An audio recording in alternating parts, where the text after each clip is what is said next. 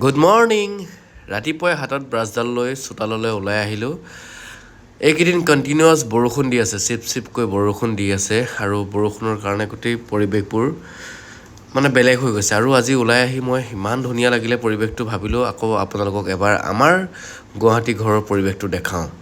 আৰু তাতে বেছি ভাল লাগে এই পাৰকেইটা যে দেখিছে, পাৰকেইটা আহিব অলপ দেৰিকৈ চাব হা। সিহঁতে সদায় আহে এইখিনি সময়ত আমাৰ ঘৰত চাউল খাবলৈ। আৰু এইখিনি জেগা আমি যে পাচলি খেতি কৰিছিলোঁ, আগতে আপোনাক দেখাইছিলোঁ আগৰ ভিডিঅ'ত যোৱা বছৰ। এইবাৰ আকৌ পাচলি খেতি কৰিবৰ কাৰণে আমি এতিয়া ৰেডি কৰিছোঁ, চাফ চিকুণ কৰি। বাকী আমাৰ ঘৰৰ পৰিৱেশটো এবাৰ দেখাই লৈছোঁ। এইফালে এইখন মোৰ বাচন্তিখন আছে, সেইখনটো সকলোৱে চিনি পাইছেই চাগে। আৰু এইফালে বৰমাই ভিতৰতে মানে ঘৰতে ৱাক কৰি আছে, যিহেতু বৰষুণৰ বতৰ, বাহিৰলৈ ওলাবলৈ তেওঁলোকৰ কাৰণে অলপ ৰিস্কি।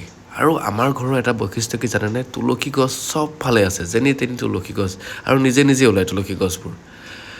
বাকী সদায় বাৰু ইফালৰ গছখিনি দেখাই থাকোঁ, আজি মোৰ ঘৰৰ ফ্ৰণ্টৰ গছখিনি দেখাওঁচোন আপোনালোকক, মই লগোৱা এইখিনি।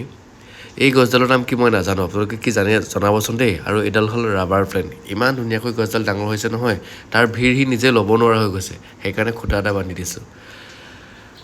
এনেকৈ ব্ৰাছ কৰি কৰি পৰিৱেশটো উপভোগ কৰি থাকোঁতে আহি গ'ল পাৰ এটা দুটাকৈ। পাৰৰ লগতে ঘৰচিৰিকা আহে, মানে ইমানেই বেছি ভাল লাগে ৰাতিপুৱা সময়খিনি, প্ৰকাশ কৰিব নোৱাৰোঁ। তাতে বৰষুণৰ বতৰ, চিপ চিপকৈ বৰষুণো দি আছে, সেইকেইটা ইয়াৰ পাইছেহি আৰু সেইটো আমাৰ কাষৰ বৰ্তাহঁতৰ ঘৰ।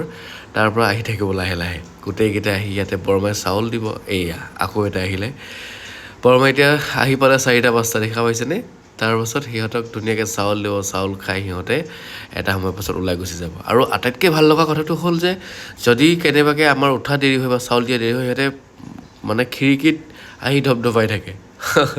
সঁচাকৈ খুব ভাল লাগিলে ৰাতিপুৱাটো মোৰ এনেকৈ। আপোনালোকে ভিডিঅ'টো চাই কেনেকুৱা পালে কমেণ্ট কৰি জনাবলৈ নাপাহৰিব।